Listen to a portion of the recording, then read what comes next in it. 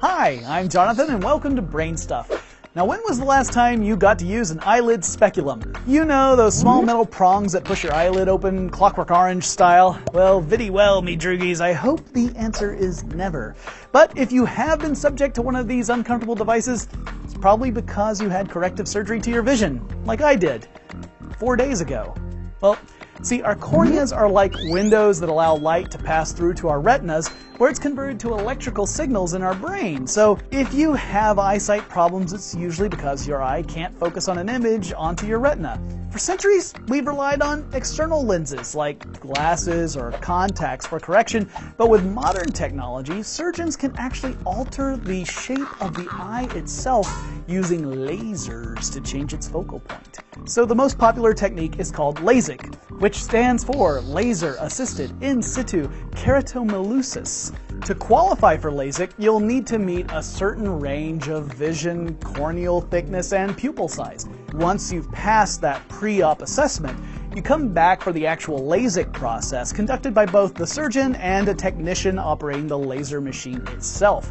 They'll put a topical anesthetic in your eyes to numb any discomfort, or at least most of it.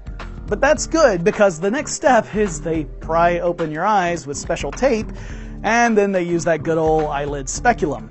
Then they'll calibrate the laser and mark your cornea for alignment. Using a suction ring and an extremely precise surgical blade called a microkeratome, the surgeon cuts a flap in your cornea and folds it back. They may also use a laser to do this. You'll be asked to look at a red light, which isn't actually the laser, but it helps center your eye. Now it's laser time! So a laser mixing reactive gases like chlorine and fluorine with inert gases like argon, krypton, and xenon produces a tightly focused beam of ultraviolet light that vaporizes a microscopic portion of the cornea. It's as pleasant as it sounds. Now this is actually a cool laser that doesn't heat the surrounding air or the surface of your eye. Instead, it breaks down the molecular bonds of organic materials. Now the beam itself is microscopic and less than a nanometer wide. The surgeon reshapes the cornea by controlling the size, position, and number of laser pulses applied. Surprisingly, this only takes a few seconds. In my case, I was in and out of that room in 5 minutes. Well, when it's all finished, your corneal flap is replaced and a small antibiotic is added. The cornea heals and rebonds immediately, naturally sealing itself again.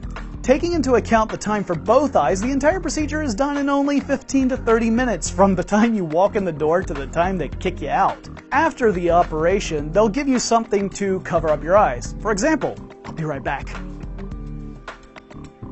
These. Pretty boss, right? So essentially, it prevents you from touching your eyes or getting anything in your eyes, but it lets you see enough to get around. So you'll wear them for the rest of the day, and then you end up sleeping in a mask so that you don't rub your eyes in your sleep. Now you're probably asking, but Jonathan, couldn't there be any side effects? I mean, when a doctor is shooting a laser in your eye? Well, of course there could. Now, most commonly, eyes can be undercorrected or overcorrected, or you might get a small wrinkle when the flap is replaced, and that could cause a blur, but for the most part, these are easily fixed with a second procedure. And I'd be lying if I said there wasn't at least a chance of partial or complete blindness, but it is minuscule compared to the success rate. This is especially true if you're seeing a reputable doctor, like I did. I saw a leader in the field, but keep in mind there are so many unscrupulous practitioners out there that the FDA had to issue a stern warning about dodgy sales pitches underplaying the risks of LASIK. But 25 years after it was invented by Golem Payman, LASIK is safer than ever before. There are other types of eye surgery too, including radial keratotomy, automated lamellar keratoplasty, and photorefractive keratotomy. All of them, however, involve slicing up your cornea to some degree. Now I've got a question for you. Have you had LASIK or any of these other surgeries, and how did it work out for you? Let us know in the comments below, and make sure you share this video with everybody you know or they will come and gouge out my eyes. And if you enjoyed it, like it and subscribe to our channel. We'll see you again soon.